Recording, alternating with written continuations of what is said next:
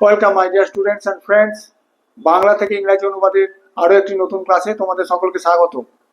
আশা করি তোমরা বাড়িতে ট্রান্সলেশন প্র্যাকটিস করছো। এইভাবে তোমরা যদি ট্রান্সলেশন প্র্যাকটিস করতে থাকো তাহলে তোমরা নিজেরাই ইংরাজি লিখতে পারবে এবং ভবিষ্যতে তোমরা যে সমস্ত কম্পিটিটিভ পরীক্ষা দিতে যাবে সেখানেও তোমাদের কাজে লাগবে। বাংলা অনুচ্ছেদটি আমি বোর্ডে লিখে দিয়েছি, সেখান থেকে তোমরা লিখে নিতে পারো, অথবা ক্লাসের ডেসক্রিপশন বক্সে পিডিএফ লিঙ্ক দেওয়া থাকবে, সেখান থেকেও ডাউনলোড করে নিতে পারো। Let us start our class.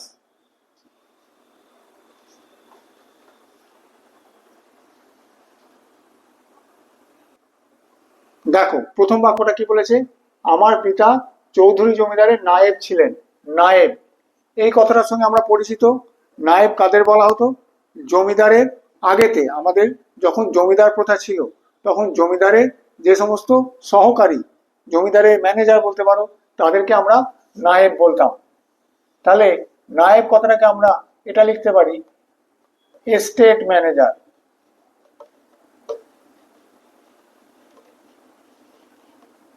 বা সোজা কথায় আমরা নায়েবও বলতে পারি। তাহলে প্রথম বাক্যটার ইংরাজি অনুবাদ কি হবে? খুব সহজ, তোমরা নিজেরাই পারবে। আমার পিতা ছিলেন চৌধুরী জমিদারের নায়েব। মাই ফাদার ওয়াজ দা, নায়েবই লিখলাম, নায়েব অফ দা চৌধুরী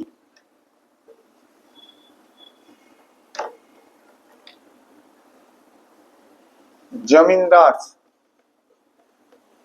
ইংরাজিতে আমরা জমিদারকে জমিনদার বলি। ল্যান্ডলর্ড, ল্যান্ডলর্ড সাধারণত বাড়িওয়ালা বা গৃহকর্তাকে বোঝায়। জমিনদার, যেটা আমরা আগে যে সমস্ত জমিদার প্রথা ছিল তাদেরকে জমিনদার বলা হতো ইংরাজিতে। তাহলে কি হলো? মাই ফাদার ওয়াজ দ্য নায়েব অফ দ্য চৌধুরী জমিনদার্স। বোঝা গেল? লিখে নাও। পরের বাক্যটা দেখো, তাহার ইচ্ছা ছিল আমার হাতটা পাকিলেই আমাকে জমিদারি সেরেস্তার কাজ শিখাইয়া একটা কোথাও গোমস্তাগিরিতে প্রবৃত্ত করাইয়া দিবেন। প্রথমে করি তাহার ইচ্ছা ছিল, ইট ওয়াজ, ইন্ট্রোডাক্টরি দিয়ে করি।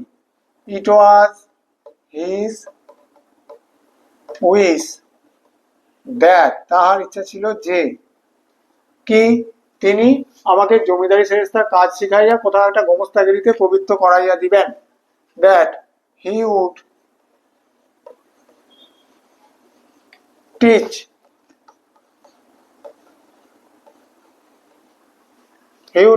me, কি শেখাবেন? আমাকে জমিদারি সেরেস্তার কাজ শেখাবেন এবং শেখাইয়া, এটাকে আমরা ভেঙে দিলাম, শেখাবেন এবং একটা কোথাও গোমস্তাগিরিতে প্রবৃত্ত করাইয়া দিবেন। তাহলে he would teach me the work of the জমিদারি সেরেস্তা, এটাকে আমরা এক কথায় বলবো estate. he would teach me the work of the estate and, এবং কি, কোথাও একটা গোমস্তাগিরিতে প্রবৃত্ত করাইয়া দিবেন। গোমস্তাগিরি সেটাও একটা ম্যানেজার, গোমস্তা একটা ম্যানেজার, জমিদারের ম্যানেজার, এস্টেট ম্যানেজার বলতে পারো। অ্যান্ড প্রবৃত্ত করাইয়া দিবেন বা আমাকে নিযুক্ত করে দেবেন বা আমাকে সেটেল করে দেবেন। And settle me into the position of a gomasta. যেমন নায়েব, নায়েবের হয়তো একটু উপরে গোমস্তা, এস্টেট ম্যানেজার।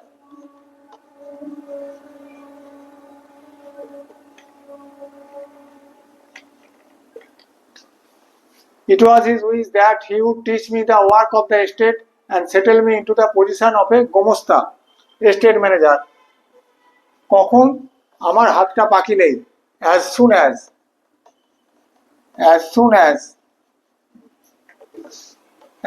দিয়ে কেন করলাম? যে এটা হলেই এটা হবে, এটাকে আমরা নো সুনার হ্যাড দিয়েও করতে পারতাম বা as soon as, এখানে আমরা অ্যাজ সুন অ্যাজ দিয়ে করলাম। অ্যাজ সুন অ্যাজ আমার হাতটা পাকিলেই মানে আমি দক্ষ হলে, as soon as I become proficient.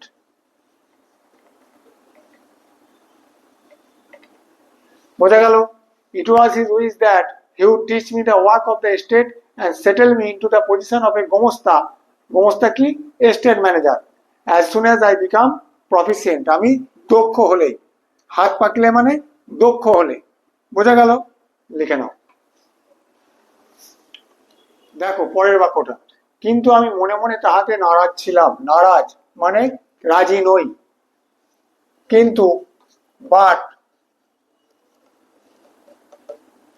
In my mind, মনে মনে in my mind.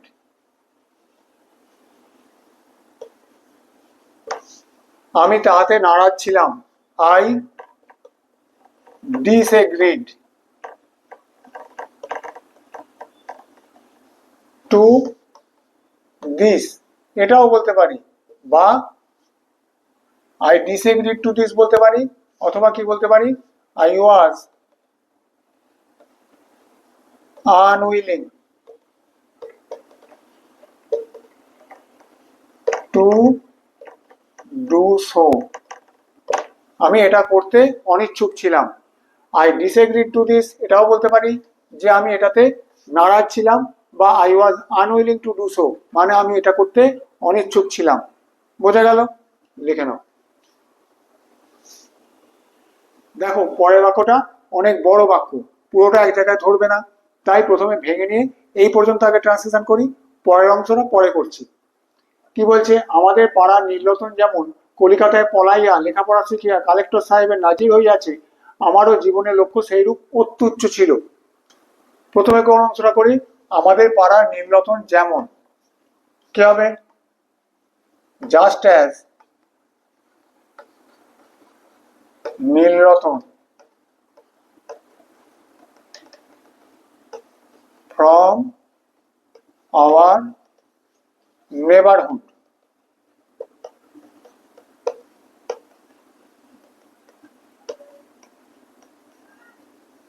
just as Nilratan from our neighborhood কি কলিকাতায় পলাইয়া লেখাপড়া শিখিয়া কালেক্টর সাহেবের নাজির হইয়াছে।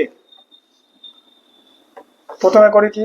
কলিকাতায় পলাইয়া গিয়াছে, হ্যাজ ফ্লেড টু কলকাতা, বা তখন কি ছিল? ক্যালকাটা।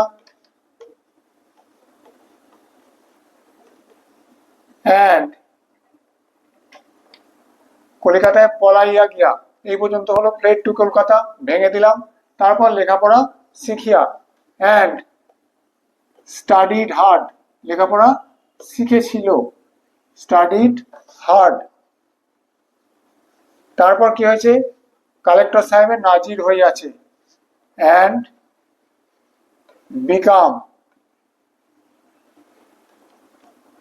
এ নাজির। নাজির মানে কি? ক্লার্ক বা করণিক বলতে পারো। And become a nazir of the collector.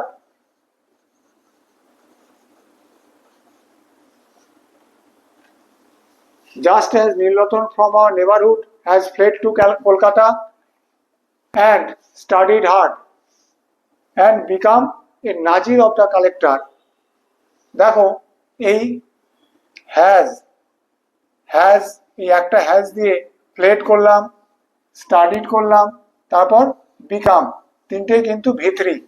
এটাও ভি3, এটাও ভি3, এটাও ভি3।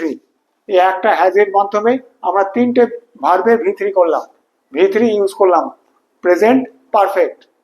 Just as Nilratan from our neighbourhood has fled to Kolkata and studied hard and become a nazir of the collector, আমারও জীবনের লক্ষ্য সেইরূপ অত্যুচ্চ ছিল। অত্যুচ্চ মানে খুব high. My aim in life was also as high, এতটাই উচ্চ ছিল। My aim in life was also as high, বোঝা গেল? পরের অংশটা পরে আসছি। এই পর্যন্ত আগে বোঝা গেল কিনা দেখো, বোঝা থাকলে লিখে নাও, অসুবিধা থাকলে কমেন্ট করে জানিও।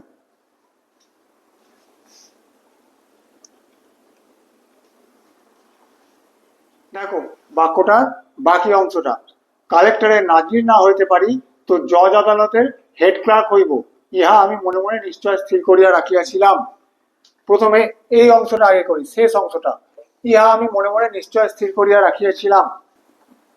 আই ডিসাইডেড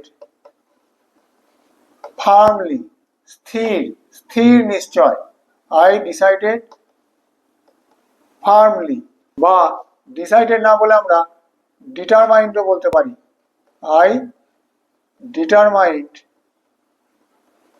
ফার্মলি, কোথায়, মনে মনে, in my mind,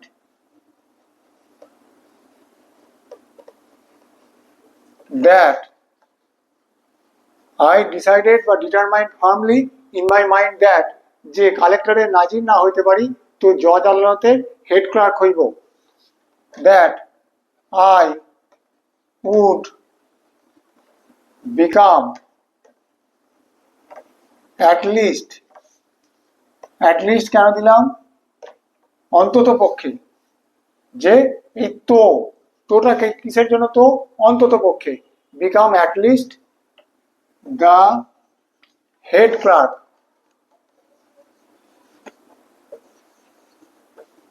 of the judge court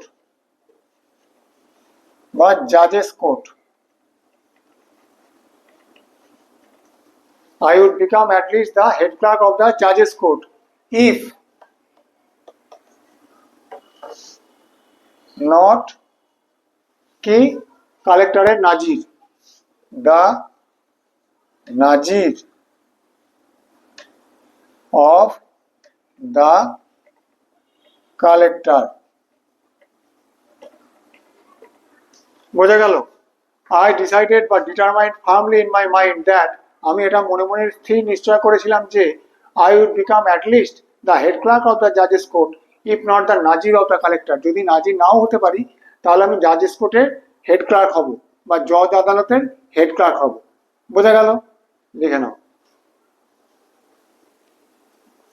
আশা করি আজকের বাংলা অনুচ্ছেদটা ইংরেজিতে ট্রান্সলেট করে তোমাদের ভালো লেগেছে, তোমরা বুঝতে পেরেছো। এইভাবে ট্রান্সলেশন প্র্যাকটিস করতে থাকো। ক্লাস ভালো লাগলে ভিডিওটিকে লাইক করো আর চ্যানেলটিকে সাবস্ক্রাইব করো। Thank you.